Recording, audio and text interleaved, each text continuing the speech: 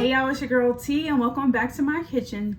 Today I'm going to be making something that a lot of you have been requesting from me, oxtails.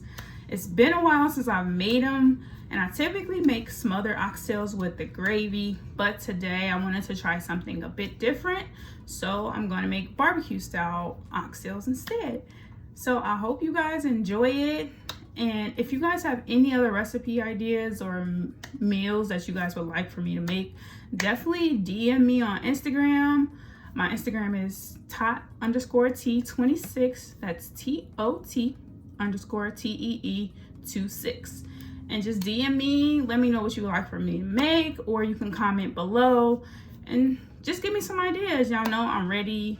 I love being in the kitchen. I love cooking for me, for y'all, anybody. So y'all know I'm excited to do it. So just give me some ideas. Let me know what you want to see. And your girl T, I got you. So per usual, if y'all are ready, let's get into it.